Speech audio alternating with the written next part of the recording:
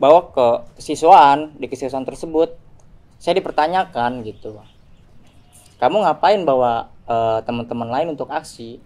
Saya bilang seperti ini, lah ibu dan guru-guru lain selalu mengajarkan dan memberikan contoh pahlawan-pahlawan Indonesia. Nah, apa salah kita mencerah dan meneruskan perjuangan-perjuangan tersebut gitu di militan pelajar.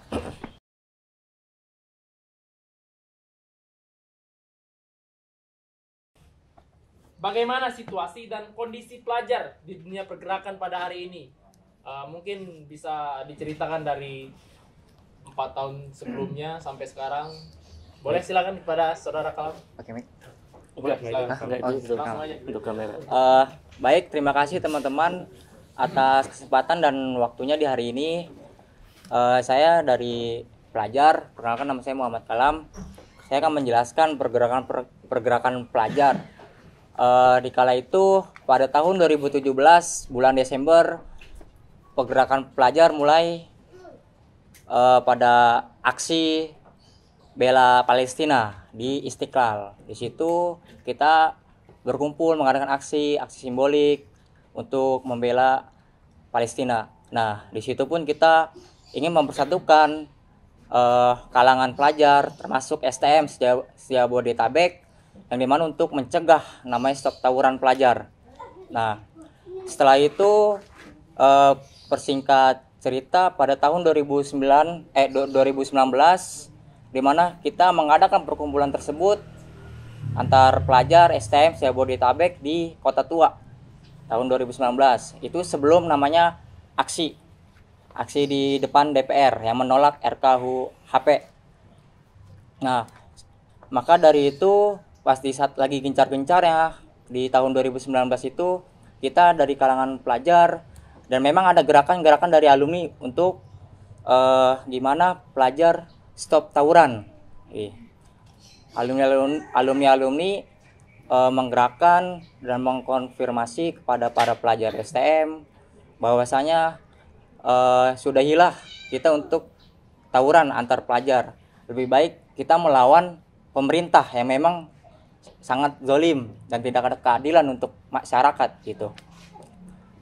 Pada tahun 2019 itu dari semua STM yang terutama memang dari STM ternama seperti Budi Utomo, Jam Java, 1DKI, Kapal dan lain-lain membuat persatuan. Nah, di situ kenapa ada aksi besar-besaran di tahun 2019? Kita mengadakan diskusi bersama di daerah Cengkareng. Di situ banyak yang datang semuanya. Kita mendiskusikan apa sih keresahan-keresahan kalian gitu. Kenapa kita harus turun gitu.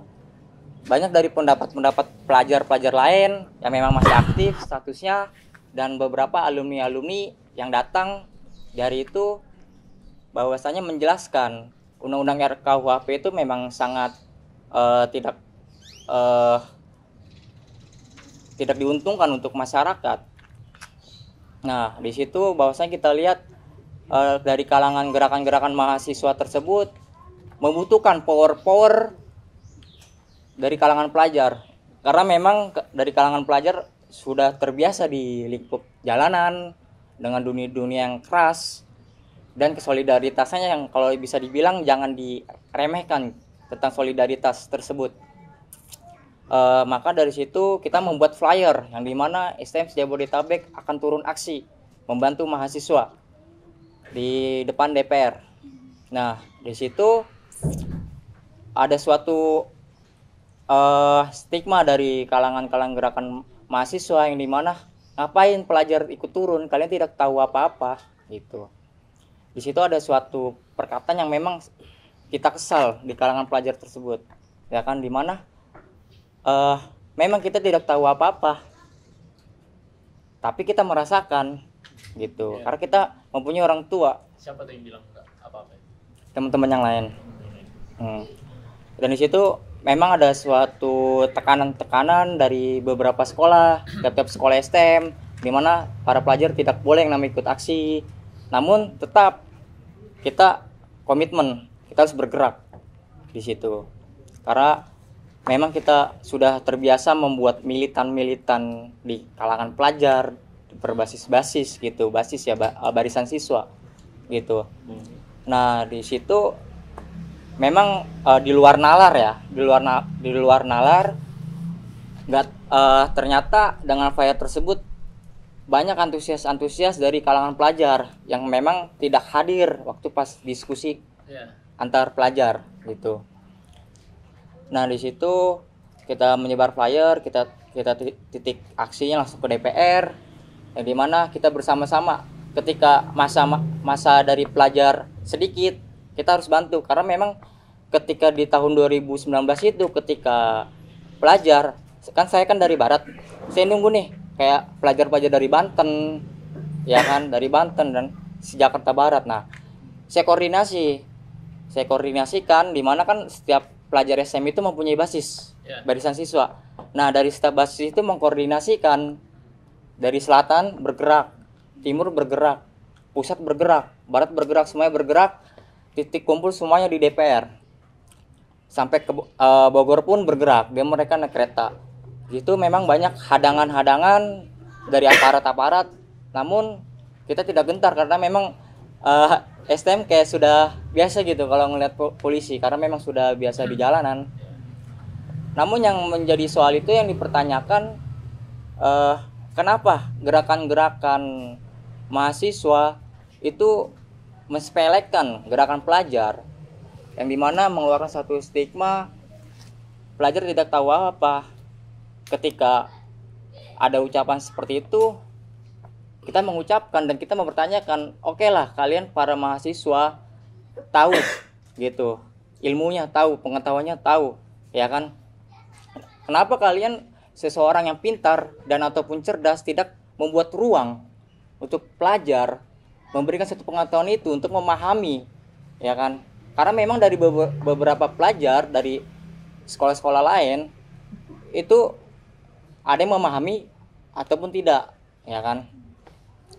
Dan selain itu membuat pergerakan pelajar itu yang dimana beberapa pelajar mengucapkan dimana kita capek gitu tawuran antar pelajar gitu, capek gitu-gitu mulu karena memang budaya sosial di STM seperti itu bakal turun menurun. Gimana kita untuk merubahnya itu gitu. Kalau untuk stop tawuran memang sangat sulit karena kembali lagi ke pribadi individual masing-masing gitu ya.